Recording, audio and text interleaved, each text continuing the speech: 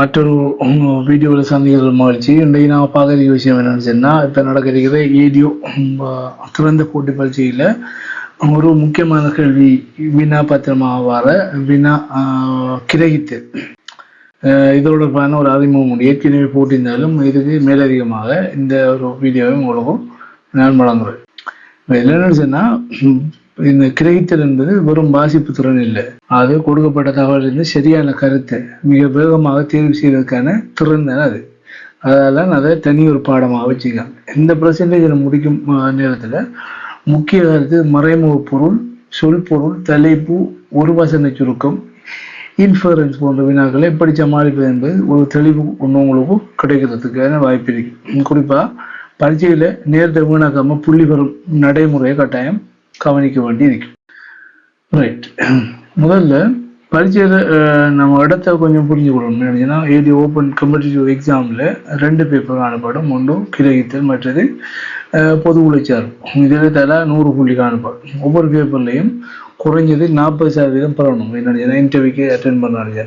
அதனால ஐக்யூ நல்லா வந்தால் கம்ப்ரஹென்ஷனில் சம்மாவை பாஸ் பண்ணிக்கு போகலாமுங்கிற ஒரு எண்ணம் சொல்வது அது அவ்வளோ காம்படிஷன் எக்ஸாமுக்கும் பொருந்தாத ஒரு விஷயமாக காணப்படும். எனவே கிரகித்தல் 40க்கு மேலே மட்டும் இல்லை, 60 முதல் 70 மார்க்ஸை கட்டாயம் பெறுறது ஒரு பாதுகாப்பான கூட தொழிலை பெற்றுக்கொள்வதற்கான ஒரு வாய்ப்பு உங்களுக்கும் ஏற்படுத்தி தரதுக்கான ஒரு சந்தர்ப்பத்தை ஏற்படுத்தி தரும். எனவே கம்ப்ரஹென்ஷன் கிரகித்த தொடர்பாக நீங்கள் கட்டாயம் ஒரு கவனத்தை எடுத்து நீங்கள் செய்ய வேண்டியது அவசியம். இந்த பேப்பரோட நேச்சர் என்ன என்பதை தெளிவாக நீங்கள் பாருங்க. ஒரு கேள்விகள் பெரும்பாலும் ஒரு குறுகிய பந்தி அல்லது ஒரு கருத்தை தரும். அதுலேருந்து முக்கியமான மெசேஜ் என்ன, ஒரு சொல் எந்த பொருளில் பயன்படுத்தப்பட்டுள்ளது, கொடுக்கப்பட்ட ஸ்டேட்மெண்ட் சரியா தவறா, ஒரு வசனத்தில் கருத்தை சுருக்க முடியுமா போன்ற விஷயங்களை சோதிக்கலாம். இப்படிதான் பெரும் அது. அதனால வொக்கபுலரி மட்டும் படித்தா போதாது, கண்டெக்ஸ்ட் ரீடிங்ங்கிற விஷயமும் அடுத்தது லாஜிக்கல் இன்டர்பிரிட்டேஷன் ரெண்டும் அவசியமாக காணப்படும். கண்டெக்ஸ்ட் ரீடிங், லாஜிக்கல் இன்டர்பிரிட்டேஷன்ஸ் இது ரெண்டும் கட்டாயம் தேவையாக இருக்கும்.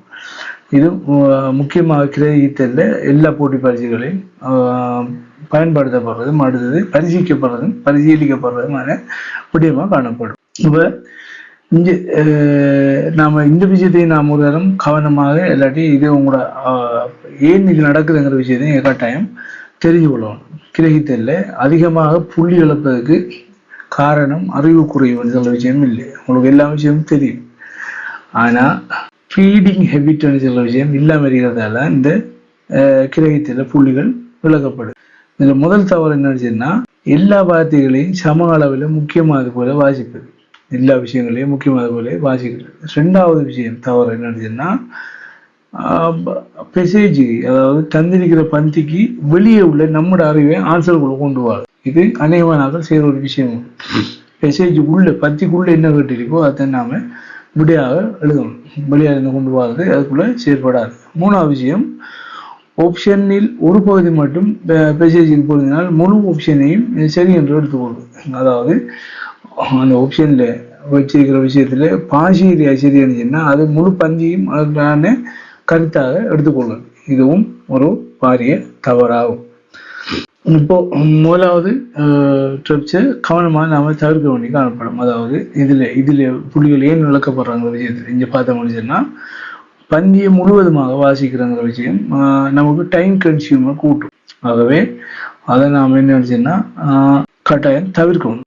பந்தியை முழுதாக வாசிக்கணும். ஒவ்வொரு வார்த்தைகளையும் சிக்கிக்கொள்ளதால என்ன முடிச்சுன்னா நேரம் வீணாகும். எனவே அதை நாம தவிர்க்க வேண்டியது மிக மிக அவசியம். அப்ப இதுல நான் பரிந்துரைக்கிற ஒரு விஷயம் என்னச்சுன்னா 3 பாஸ் ரீடிங் மெத்தட் சொல்லி ஒன்று இருக்கு. 3 கட்ட வாசிப்பு முறை. இதுல முதல் பாஸ்ல நினைச்சுன்னா நீங்க முழு விவரத்தை நிறுத்திக் கொள்ள வேண்டியது அவசியம் இல்லை. முதலாவதுல பாஸ் 1ல 10 to 15 செகண்டுக்குள்ள பந்தியின் தலைப்பு மற்றும் நோக்கத்தை கண்டறிகிறது. முதலாவது மேலால வாசிக்கிறது. இந்த பந்தி எதை பற்றி பேசுது, ஆசிரியர் நோக்கம் என்பதை மட்டும் தெரிந்து கொள்வது. அதுக்கு பிறகு என்ன நினைச்சுன்னா, கேள்வியை தேட வேண்டிய தகவலை அறிந்து மீண்டும் வாசிக்கிறது பாஸ் 2. அதாவது இது கொஞ்சம் டீப்பா வாசிக்கிறதா காணப்படும். 3வது என்ன நினைச்சுன்னா, ஒவ்வொரு ஆப்ஷனை மெசேஜுக்கு எதிராக சரி பார்க்கறது. சரியா, இது 3வது ஆப்ஷனாக காணப்படும். அப்ப இந்த ஆப்ஷன்ஸ் எல்லாத்துலேயும் நீங்க சிட்டியா நீங்க கடைபிடிச்சு இருந்துச்சுன்னா இது நீங்க இந்த இதுல ஓவர் கம் பண்ணலாம். என்னன்னா இதில் முக்கியமான விதி என்னச்சுன்னா பேசேஜ் மனப்பாடம் செய்ய வேண்டிய அவசியம் இல்லை. ஆன்சரு தேர்ற மெத்தட்டுக்கு நீங்கள் வாட்சிங்கன்னு சொன்னா எக்ஸாக்டான மீனிங் நீங்கள் எதிராக சரி பார்த்தீங்கன்னு சொன்னா இதில் நீங்கள் சக்ஸஸ் ஆகலாம். ரைட். இப்போ உங்களுக்கு 1.5 மணி நேரம் எக்ஸாம் இருக்கு, 90 நிமிஷம். அதில் நீங்கள் எப்படி செய்யணும்னு சொன்னா முதல் சுற்றில நீங்கள் என்னன்னா உடனே புரியுது வினாக்களுக்கு தயக்கம் இல்லாமல் குயிக்கன்னு விடைகளை செஞ்சு போகணும். 2ஆவது சுற்று 30 நிமிடம். அது என்னச்சுன்னா இந்த பேசேஜ் அடுத்த இன்ஃபரன்ஸ் அடுத்தது ட்ரிக்கி ஆப்ஷன்ஸ்களை நீங்கள் வாசித்து அதில் தெளிவாக வழங்கணும். அடுத்த 15 நிமிஷம் கடைசி 15 நிமிஷம் 3ஆவது சுற்று என்னச்சுன்னா சரி பார்க்கிறதும் அன்ஆன்சர்ஸ் டிஃபிகல்ட்டான கொஸ்டின் நீங்கள் விட்டு நீங்கள் நினச்சின்னா அதுக்கான விடைகளை நீங்கள் அதுக்குள்ள எழுதுவதுமாக வைக்கணும். அந்த 15 நிமிடம் ரிவ்யூன்னு சொல்றது மிக முக்கியமாக காணப்படும். ஒரு வினாவிலே நீண்ட சிக்கல் செய்யும் ஒரு கேள்வியை மட்டுமில்லை, பின்னாலேயும் பல எளிய கேள்விகளையும் விளக்க செய்யும். எனவே இதில் நீங்கள் கட்டாயம் தெளிவாக இருக்கணும். அதாவது ஒரு கேள்வியில நிறைய நேரம் மெனக்கடாமல் அடுத்தடுத்த கேள்விகளுக்கு ஈஸியாக இருக்கிற கேள்விகளுக்கு குயிக்கணி செய்கிறதால உங்களுக்கு எல்லா கேள்விகளையும் அட்டென்ட் பண்ணக்கூடிய வாய்ப்பு ஒன்று கிடைக்கும். இப்போ இந்த முக்கிய கருத்தை கண்டறியல் தொடர்பான ஒரு அடிப்படை நுட்பத்தை இங்கே பார்க்கல. நாம் என்னச்சுன்னா பந்தியில மீண்டும் பார கருத்து பிளஸ் ஆசிரியர் வலியுறுத்தும் முடிவு ரெண்டும் தான் முக்கிய கருத்தாக காணப்படும். மீண்டும் ஒரே கருத்து வருதுன்னா அது கூட கன்க்ளூஷன்ல ஆசிரியர் ஒரு கருத்தை முடிவு கொண்டு வலியுறுத்துவாருன்னா அது முக்கிய கருத்தாக காணப்படும். இதை நடைமுறையில் எளிமைப்படுத்துறதுன்னா இதை எப்படி செய்யலாம்னா இதை குறித்து ஆசிரியர் என்ன சொல்றாருங்கிறத சரியான கேள்வியா இருக்கு. இதை கட்டாயம் நீங்க ஞாபகம் வச்சுக்கோங்க. இந்த விஷயம் சம்பந்தமா ஆசிரியர் என்ன சொல்றாருங்கிற விஷயத்த நம்ம கேள்வியா கட்ட மாட்டோம். அதுக்கு வர விடதான் இதுக்கான முக்கிய கருத்துங்கிற விஷயத்த நாம ஞாபகம் வச்சுக்கலாம். மேலும் பொதுவாக என்ன நினைச்சுன்னா கேள்வி செய்கிற ஒரு தவறு நீங்க இப்போ இந்த எக்ஸாம்பிள் செய்கிற தவறு என்னன்னா ஒரு வாக்கியத்தை மட்டும் எடுத்துக்கொண்டு முடிவு செய்யறது. இது செய்யக்கூடாது. இந்த தவறை தவிர்த்தால் என்னன்னா கிட்டத்தட்ட வினாக்கள் அக்யூரசி கணிசமாக உயரக்கூடிய மாதிரி இந்த முக்கிய கருத்தை கண்டறிகிற விஷயத்துல நீங்க கடும் கவனமாக இருக்கும். இது அடுத்த விஷயம். சிறந்த தலைப்பை தெரிவு செய்தல் தொடர்பான அடிப்படை நுட்பத்தை நாம பார்க்கணும். தலைப்பு பந்தியில் ஒரு முழு பரப்பையும் பிரதிபலிக்கணும். ஒவ்வொரு எல்லாத்தையும் கவனம் பண்ணிக்கணும். மிக பரந்தது மிக குறுகியதும் தவிர்க்கப்படும். கடும் வைடான ஒன்றும் அடுத்து கடும் நிறவான ஒன்றும் தவிர்க்கப்படும். அதை அவாய்ட் ஆகும். இப்போ இந்த விஷயத்தை இந்த நடைமுறை இதில் சிறந்த ஒரு தலைப்பு தெரிவு செய்யறதுல ஒரு விஷயத்தை நீங்கள் ஞாபகம் வச்சுக்கோங்க நினைச்சீங்கன்னா டைட்டில்னு சொல்றது டாபிக்கும் சென்ட்ரல் ஃபோக்கஸ் ரெண்டும் சேர்ந்ததாக காணணும். முக்கிய அதில் கருத்தும் அதில் மூல கருத்தும் சேர்ந்ததாக காணப்படுறது தான் டைட்டிலாக இருக்கும். அப்போ இங்கே செய்கிற ஒரு தவறு என்ன நினைச்சதுன்னா ஒரு எடுத்துக்காட்டை மட்டும் தலைப்பாக எடுத்துக்கொள்ளணும். அதான் நீங்கள் செய்கிற தவறாக இருக்கு. இந்த தவறு தவிர்த்தாலே இதுவும் உங்களோட வினாக்கள் அக்யூரசியை கணிசமாக உயர்த்துற மாதிரி காணப்படும். கண்டெக்ஸ்ட் சம்பந்தமாகவும் பார்க்கல. நம்ம என்ன நினைச்சோன்னா கண்டெக்ஸ்ட் சொல்றது அது என்ன நினைச்சுன்னா ஒரு அடிப்படை நுட்பத்தை நாம் இங்கே பார்க்கலாம். ஒரு சொல்ல அகராதியில பொருள் இல்லை, அந்த வாக்கியத்தில் அது தரும் பொருளே தேவை. இந்த நடைமுறையில் வெளிப்படுத்த முன் வாக்கியம் பிளஸ் அந்த வாக்கியம் பிளஸ் பின் வாக்கியம் ஆகியவற்றை வாசிக்கும். இப்போ இதை நீங்கள் கட்டாயம் ஞாபகத்தில் வச்சுக்கோங்க. அதாவது கண்டெக்ஸ்டை புரிஞ்சு கொள்ளணும்னா அது என்ன சொல்ல வருதுங்கிற விஷயத்தை புரிஞ்சு கொள்ளணும்னா அந்த வாக்கியத்தில் முன் வாக்கியம் பிளஸ் அந்த வாக்கியம் அடுத்து பின் வாக்கியம் இந்த விடயங்களை வாசிச்சுன்னா அதில் கண்டெக்ஸ்ட் உங்களுக்கும் விளங்கும். இந்த கெண்டெக்ஸ்ட் செய்கிற தவறு இங்கே என்ன நினைச்சுன்னா சினோனிமம் போடுறதுன்ற ஆப்ஷன் சென்டென்ஸ்களுக்கு பொருந்துகிறதா என்பதை கவனிக்கிறது. இன்ஃபரன்ஸ் சொல்ல விஷயம் என்ன நினைச்சுன்னா எவிடன்ஸ்ல இருந்து உறுதியாக எடுத்துக்கொள்ளக்கூடிய ஒரு முடிவு தான் இன்ஃபரன்ஸாக இருக்கு. மெசேஜ்ல அது உண்மையை பத்தியிலே நேரடியாக சொல்லி இருக்க மாட்டாங்க. இப்போ இன்ஃபரன்ஸ் நம்ம விளிவுபடுத்துகிற ஒரு விஷயம் இல்லாமல்னா எவிடன்ஸ் பிளஸ் லாஜிக் இது ரெண்டையும் சேர்ந்து தான் இன்ஃபரன்ஸாக காணப்படும். உண்மையாது இன்ஃபரன்ஸ் சொல்றது கெஸ் இல்லை, அதாவது ஒரு அனுமானங்கிற விஷயம் இல்லை. எனவே இதை கட்டாயம் நீங்க ஞாபகத்தில் வச்சிருக்கோம். இது அடுத்த கிரகத்தில் வர ஒரு விஷயம் உண்டு. எக்ஸ்பிளிசிட் வெர்சஸ் இம்ப்ளிசிட் சொல்ல விஷயம். எக்ஸ்பிளிசிட் ஆன்சர்னு சொல்றது மெசேஜ்ல நேரடியாக இருக்கு. இம்ப்ளிசிட் ஆன்சர்னு சொல்றது ரீசனிங் மூலமா பெறப்படும். இந்த விஷயத்தை நீங்க தெளிவாக ஞாபகம் வச்சுக்கோங்க. எக்ஸ்பிளிசிட் சொல்றது மெசேஜ்ல அந்த பத்தியிலே நேரடியாக காணப்படும். இம்ப்ளிசிட் சொல்ல ஆன்சர் ரீசனிங் மூலமாக பெறப்படும். இது என்ன சொன்னா கொஸ்டின் வேர்டிங்கை வச்சு நாம அதை சொல்லலாம். இது இங்கே என்ன நினைச்சுன்னா அக்கார்டிங் டு மெசேஜ் வந்து சொல்லி வருதுன்னு சொன்னா இதை நான் மெசேஜுக்கு வெளியே சொல்லக்கூடாது. அந்த தவறு என்ன நினச்சுன்னா நம்ம கட்டாயம் தவிர்க்கணும். இதன் இம்ப்ளிசிட் எக்ஸ்பிளிசிட் சம்பந்தமான விவரம். மற்றது ஃபேக்ட் வெர்சஸ் ஒப்பீனியன் சொல்ல இன்னொன்றும் கிரகித்தல முக்கியமாக காணப்படுற விஷயமாக காணப்படும். அதாவது ஃபேக்ட் சொல்வது சரிபார்க்கக்கூடிய ஒரு கூட்டாக காணப்படும், அதாவது உண்மைத்தன்மையாக காணப்படும். மதிப்பீடு அல்லது விருப்பம் சார்ந்ததான் ஒப்பீனியன் இருக்கு. இந்த நடைமுறை எளிமைப்படுத்த சிறந்த மிக மோசமான நியாயமான போன்ற சொற்கள் ஒப்பீனியன் சிக்னலாக இருக்கு. ஆனால் நீங்கள் ஞாபகத்தில் வச்சுக்க வேண்டிய விஷயம் என்ன, கேண்டிடேட்ஸ் இதில் செய்கிற ஒரு தவறு தரவு உள்ளதால எல்லா வாக்கியம் ஃபேக்ட் ஆகாது. டேட்டா இருந்துச்சுன்னா அது ஃபேக்டாக இருக்காது. இந்த தவறை நீங்கள் கட்டாயம் கவனிச்சுக்கணும், இதை நீங்கள் மனசில் வச்சுக்கணும். மற்றது டோன் அண்ட் ஆட்டிடியூட், இதையும் நீங்கள் கிரகித்தல ஒரு விஷயம் உண்டு. இப்போ டோன் ஆட்டிடியூட்ங்கிற விஷயம் என்ன நினச்சுன்னா, டோன் நீங்கள் பார்த்தீங்கன்னா neutral, critical, supportive, concern, optimistic போன்ற டோனை வேர்ட் சாய்ஸ் மூலமாக நாம் அறிஞ்சு கொள்ளலாம்.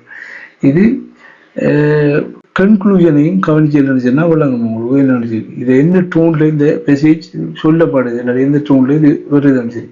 அப்போ நாம் அந்த டோனை நாம் சரி அந்த வேர்ட் மூலமாக அறிஞ்சு கொள்ள முடிச்சுன்னா நமக்கு இன்னும் ஈஸியாகவும் இது என்ன கருத்தை சொல்ல வருதுங்கிற விஷயம் நமக்கு கிளியராக விளங்கக்கூடிய மாதிரி இருக்கும். இதான் இதை எப்படி கண்டறியுங்கிற விஷயத்தை நீங்கள் இந்த ஸ்லைடில் பார்த்து கொள்ளலாம். அடுத்த விஷயம் cause and effect. Cause and எஃபெக்ட்னு சொல்வது சிக்னல் வேர்டோட இருக்கும். அதாவது பிகாஸ், தேர்ஃபோர், ஆகவே, எனவே, இதன் மூலமாக என்கிற வேர்டுகள் இப்போ எஸ் ரிசல்ட்னு சொல்வது, அதாவது இந்த பர்பேட்டின் படி என்கிற விஷயம். இந்த நடைமுறை எளிமைப்படுத்த காரணம் எது, விளைவு எதுங்கிற விஷயங்களை நீங்கள் கேள்வியாக்கக்கூடிய இந்த கோஸ் அண்ட் எஃபெக்டுக்குரிய விடைகளை காணக்கூடிய மாதிரி இருக்கும். அடுத்த விஷயம் என்னன்னா கம்பேர் அண்ட் கண்ட்ராஸ்ட். இது தொடர்பான அடிப்படை நுட்பத்தை நீங்கள் பார்க்கணும். ஒரு விஷயத்தோட ஒப்புடுறதும் அடுத்தது அதுக்கு எதிராக இருக்கிறது. சிமிலாரிட்டி, அன்லைக் இப்படியான சிக்னல்கள் ரெண்டு கருத்துக்களை உறவை தரும். இந்த நடைமுறையில் ஒரு எளிமைப்படுத்துறது இது ஒரு ஒப்புமை இல்லை. கண்ட்ராஸ்ட் பாயிண்ட்னு சொல்றது தெளிவாக பிடிக்கக்கூடிய மாதிரி இருக்கும். அதை நீங்கள் ஞாபகம் வச்சுக்கோங்க. சீக்வன்ஸ் சொல்றது அடுத்த விஷயமாக காணப்படும். சீக்வன்ஸ் சொல்ல விஷயம் எப்படி நாம கண்டறியலாம் சொன்னா, ஃபர்ஸ்ட், லேட்டர், சப்சீக்வென்ட்லி, ஃபைனலி போன்ற அடையாளங்கள் குரோனிக்கல் ஊடக காட்டும். முதலாவதாக, இரண்டாவதாக, தொடர்ச்சியாக இப்படியான விடயங்கள் இருக்கும். அப்போ இப்போ இதில் நான் பார்க்கணும்னு நினச்சேன்னா அடுத்தது இதில் ஷார்ட்கட்டை நாம் பார்க்கக்கூடியது என்ன நினச்சேன்னா, இது தேதி இல்லாட்டியும் செயல்களில் வரிசையை பின்தொடரக்கூடிய மாதிரி. எனவே இதை சீக்வன்ஸ் சொல்வது கிரகித்தல்ல வரக்கூடிய மாதிரி இருக்கிற பத்திகளில் இதுவும் காணப்படும். அடுத்தது பராப்ரைஸ். பராப்ரைஸ் சொல்வது சொற்கள் மாறினாலும் மீனிங் மாறாமல் இருக்கிறது தான் பராப்ரைஸ். இதை நடைமுறையில் எளிமைப்படுத்த கீவேர்ட் மிச்சு விட மீனிங் மிச்சு தான் இதை நாம் செய்யக்கூடிய மாதிரி. ஆனால் சொற்கள்னு சொல்ல விஷயம் போதே இருந்தாலும் அதில் உட்கருத்துங்கிற விஷயம் உண்டா காணப்படுறது தான் பராப்ரைசிங் சொல்லலாம். இதுவும் சரியாக கிரகித்தல் மூலமாக இல்லாட்டி அது வார மெசேஜ் மூலமாக நாம் கவனிக்கக்கூடிய மாதிரி இருக்கும். ரைட். அடுத்த ஒரு வசனம் சுருக்கம் சொல்லுது மெயின் ஐடியாவோட எசென்சியல் குவாலிஃபயர் ஒன்று மட்டும் சேர்றதால வரும். இது என்னன்னு சொன்னால் ரிப்பீட்டேஷன்ஸ், அடுத்தது மைனர் டீட்டெயில்ஸ் இவர்களை நீக்கிறதால ஒரு வசன சுருக்கத்தை நாம் எடுக்கலாம். இது என்ன யார் எதுங்கிறது கூட என்ன முக்கியமான மெசேஜ் சொல்றது ஒரு நல்ல ஒரு சென்டென்ஸாக காணப்படும். இது ஒரு வசன சுருக்கம் கொண்டு சொல்லுவாங்க. ஆப்ஷன்ஸ் எலிமினேஷன் சொல்றது ஒரு பத்தியை தந்து விட்டு ஒரு கேள்வி கேட்கக்குள்ள நம்ம தவறான விடைகளை நீக்கிறதுக்கான நுட்பமாக காணப்படும். அதாவது தெளிவாக நமக்கு தவறான சில ரெண்டு ஆப்ஷனை நாம் ஈஸியாக நீக்கலாம். அப்போ ராங் ஆன்சரை கண்டுபிடிக்கிறது இங்கே ரைட் ஆன்சரை கண்டுபிடிக்கிறது கூட வேகமாக செய்யக்கூடிய மாதிரி இருக்கும். எனவே இதன் மூலமாக சரியான விடையை கண்டுபிடிக்கக்கூடிய மாதிரி இருக்கும். ஒரு எம்சிக்யூ கொஸ்டின் கிரகித்தல்ல எம்சிக்யூ டிஸ்ட்ராக்டர்னு சொல்ல விஷயம், அதாவது அதில் காட்டப்படுற தவறான ஆப்ஷன் சொல்ல விஷயம் அது ரெண்டும் ஒரு நாள் எழுதப்படல. அது என்ன விஷயம்னா ஒரு ட்ரெப்பாக உங்களை ஒரு மயக்கிற ஒரு விஷயமாக இல்லாட்டி உங்களை அந்த விடை சம்பந்தமான ஒரு கன்ஃபியூஷனுக்கு உள்ளாக்குற மாதிரியான ஒரு ட்ரெப்பாக தான் வடிவமைக்கப்படுது. இப்போ ஒரு எக்ஸ்ட்ரீமான வேர்டுகள், அடுத்தது ஹாஃப் ஒரு பாதி உண்மையான ஸ்டேட்மெண்ட்கள், பேஜுக்கு வெளியே உள்ள பொதுவான உண்மை, ரிவர்ஸ் லாஜிக், இப்படியான பொதுவான டிஸ்ட்ராக்டர்ஸ்கள் கூட காணப்படும். ஒரு ஆப்ஷனை கேட்கறதுக்கு நன்றா இருக்கிறான்னு பார்க்காம பேசேஜ் எதை ஆதரிக்கிற விஷயத்தை பாருங்க. இந்த மைண்ட் செட் இருந்தாலே நீங்க என்ன இல்லாமல் செய்யணும், சரியான விடைகளை கண்டுபிடிக்கக்கூடிய மாதிரி இருக்கும். ரைட், இப்போ இந்த நுட்பத்தை பயன்படுத்தி நாம இதை கொஞ்சம் பார்ப்போம். இதுல இந்த கேள்வியில ஒரு சின்ன ஒரு எடுத்துக்காட்டு உண்டு. மழை குறைந்தால் குளங்கள்ல நீர்மட்டம் வீழ்ந்தது. இதனால் விவசாயிகள் நீரை மிச்சப்படுத்தும் பாசன முறைகளை பயன்படுத்த தொடங்கினர். ஆரம்ப செலவு இருந்த போதிலும் நீண்ட காலத்தில் நீர் பயன்பாடு குறைந்தது. இதுல முக்கிய கருத்து என்னங்கிற விஷயத்த நீங்க யோசிச்சு பாருங்க. விடையை நீங்க இது கீழே நான் போட்டுக்கிறது தான் விடயம். அது சில விடை என்ன, நீர் பற்றாக்குறை, அது நீர் சிக்கன பாச முறைகளை ஏற்பட்ட மாற்றம். அப்ப இதுதான் சரியான விடை. வெளிவார இது எல்லாம் பயிற்சி கேள்விகளாக காணப்படும். இந்த பயிற்சி பந்திகளை நீங்க ஒழுங்கா வாய்ச்சு இதுக்கான விடைகளை நீங்க தெரிவு செஞ்சு பாருங்க. இது நீங்க போஸ்ட் பண்ணி போட்டு இதுக்கான விடைகளை நீங்க எழுதி பாருங்க. இதுக்கு பிறகு வாரது இல்லைன்னு இந்த கிரகித்தல் பயிற்சிக்கு கேட்கப்படுற ஒரு MCQ கொஷின்ஸ்களாக காணப்படும். இந்த பந்தியிலிருந்து கேட்கப்படுற கேள்விகளாக காணப்படும். இதுதான் வினா 1. இந்த பந்தியின் முக்கிய கருத்து என்ன? இது விடையை தந்திருக்கிறதுல நீங்க இதை விடையை உங்களுக்கு நீங்க எழுதி பார்த்தது பிறகு, அதாவது அந்த முந்தின பந்தியை நீங்க வாங்கிச்சது பிறகு நீங்க பொதுவாக எழுதி பாருங்க. அந்த முக்கிய கருத்து சரியா வருதான்னு சொல்லி நீங்க பார்த்தீங்கன்னு சொன்னா தெரியும். இந்த 2வது விஷயம், முரண்படுவது என்ற சொல் இங்கு எதை குறிக்கிறது என்கிற விஷயம். 3வது, பந்தியிலிருந்து எதை இன்ஃபரன்ஸ் செய்யலாம். அதாவது நான் முந்தி சின்ன விஷயம் இன்ஃபரன்ஸ் சொல்ல விஷயம் என்னன்னு சொல்லி உங்களுக்கு தெளிவா தெரிஞ்சதான் இந்த 3வது கேள்விக்கான விடையை நீங்க எழுதக்கூடிய மாதிரி. 4வது, இந்த இதுக்கான சிறந்த தலைப்பு இதுன்னு சொல்லி கேட்கறாங்க. இது பயிற்சி பந்தி. 2வது பயிற்சி பந்தி, நகர விரிவாக்கவும் விவசாய நிலவும். இது தொடர்பான கேள்விகளும் அடுத்தடுத்த ஸ்லைடுகள் இருக்கும். நீங்க அதையும் அதுக்கான விடைகளையும் கொடுத்து பாருங்க. என்ன சரியா விருதான சரியான விடையா நீங்க இது எழுதிக்கலாங்கிற விஷயத்த பாருங்க. ஆசிரியர்கள் டோன் என்னங்கிற விஷயத்தையும் இங்க கேட்பாங்க. சில நேரங்களில் இது உண்டு, வாழ்த்துக்கான வாய்ப்பு இல்லை. இதே நீங்க அந்த வேர்டை சூஸ் பண்றது மூலமா, வேர்டை நீங்க உள்வாங்கிறது மூலமாக இது என்னத்துல இருக்குங்கிற விஷயம் உங்களுக்கு தெளிவா தெரியும் சொன்னா இதை நீங்க கட்டாயம் இந்த டோன் என்னங்கிற விஷயம் உங்களுக்கு கிரகிக்கக்கூடிய மாதிரி இருக்கு. இதுல பெராஃப்ரேஸ் என்ன செய்யுதுங்கிற விஷயத்தையும் கட்டிக்காங்க. அதாவது மீனிங்கை மாத்தாம சொற்களை மாத்துறது தான் பெராஃப்ரைசிங். அதை நீங்க கட்டாயம் ஞாபகம் வச்சிருக்கணும். பந்தியில் குறிப்பிடப்படாத விளைவு என்னங்கிற விஷயம், அதாவது பந்திக்கு இது வெளியே இருக்கிற ஒரு உண்மை சம்பந்தமா கேட்காங்க. அதை நீங்க கட்டாயம் நீங்க பந்தியை ஒழுங்கா கிரகிச்சுன்னா அதுக்கு வெளியே இருக்கிற விஷயம் உங்களுக்கு தெளிவா விளங்கக்கூடிய மாதிரி இருக்கு. இது 3வது பந்தி, அரசு சேவையில் முடிவெடுத்தல். இந்த விஷயம் சம்பந்தமாக நீங்க வாய்ச்சி பார்த்தீங்கன்னு சொன்னா இதுல நேரடியாக கேட்கப்படுற கேள்வி அந்த பந்தியில் இருக்கிற விஷயம் என்னன்னு சொல்லி கேட்டிருக்காங்க. மாற்றத்துக்கு பின் ஏற்பட்ட நேரடி விளைவு என்னங்கிற விஷயம். இதுக்கு சரியான விட பி, வெளிப்பாடுத்தன்மை ஏன் அவசியம். இந்த கேள்வியும் நீங்க அந்த பந்தியை வாய்ச்சாலே உங்களுக்கு விளங்கக்கூடிய மாதிரி இருக்கும். சரி, எதை இன்ஃபுளுன்ஸ் இல்லாமங்கிற விஷயத்த இங்க கேட்டிருக்கு. இது முந்தி நான் சொன்னது அதே விஷயம் தான். இன்ஃபுளுன்ஸ் சொல்ல விஷயம் என்னன்னு சொல்லி உங்களுக்கு தெரிஞ்சா நீங்க அதை எழுதலாம். கணிசமாகங்கிறதுல கண்டெக்ஸ்ட் என்னன்னு சொல்லி கேட்டிருக்கு. இது நமக்கு ஓரளவு இந்த ஒத்த கருத்துங்கிற விஷயம் தெரியணும். ஆனால் ஒற்ற கருத்து இல்லை, அதோட சேர்ந்த மாதிரி வர ஒரு விஷயமாக காணப்படும். அதாவது அதே பொருள் தரக்கூடிய மாதிரி. 4வது பயிற்சி பந்தி, இது காலநிலை ஆபத்தும் உணவு பாதுகாப்பும். இதுல இருக்கிற ஒரு வசன சுருக்கம்னு சொல்ல நான் வந்து பார்த்த ஒரு விஷயம் அது என்னங்கிற விஷயத்தையும் நீங்க இங்க இதை பயிற்சியறது மூலம் பெற்றுக்கொள்ளலாம். இது அடுத்த கேள்வி, ஒரே பயிரை நம்புவதில் ஆபத்து என்னன்னு சொல்லி கேட்காங்க. ஒருங்கிணைந்த என்ற சொல் எதை வலியுறுத்துகிறது. பந்தியிலிருந்து எந்த இன்ஃபுளுன்ஸ் நியாயமாகிற விஷயத்தையும் இங்க கட்டிருக்கு. ரைட், இப்போ நாம 4 பயிற்சி பந்திகள் இருந்துச்சு. அந்த 4 பயிற்சி பந்திகள்லையும் எது உங்களுக்கு யூஸ்ஃபுல்லா இருந்துச்சு, இல்லாட்டி நீங்க எது சக்ஸஸ் ஆனது விஷயத்த கமெண்ட்ல சொல்லுங்க. எக்ஸாம் டே செக்லிஸ்ட் கொண்டு பார்த்தோம்னு சொன்னா இதை தானே உங்களுக்கு சொல்லலாம். கேள்வியை முதல்ல நீங்க வகைப்படுத்தணும். மெயின் ஐடியா என்ன, இன்ஃபுளுன்ஸ் என்ன, மீனிங் என்ன, ஃபேக்ட் என்ன விஷயத்த நீங்க வகைப்படுத்தணும். அதுக்கப்புறம் பேஜேஜுக்கு வெளியே உள்ள அறிவை கட்டாயம் நீங்க சேர்க்கக்கூடாது. பேஜேஜுக்கு உள்ளதான் நீங்க எல்லா விஷயத்தையும் பார்க்க வேண்டிய காணப்படும். எக்ஸ்ட்ரீம் வேர்ட் கொண்ட ஆப்ஷனை சந்தேகத்தோட பார்க்கணும். ஒரு வருஷம் கொண்ட எக்ஸ்ட்ரீமான வேர்டோட இருக்குன்னு அந்த ஆப்ஷன் சந்தேகமாக இருக்கும். ஒரே வினாவில் நீண்ட நேரம் சிக்கப்படாது. அதே வினாவை மேலக்கட்டு திரிக்கப்படாது.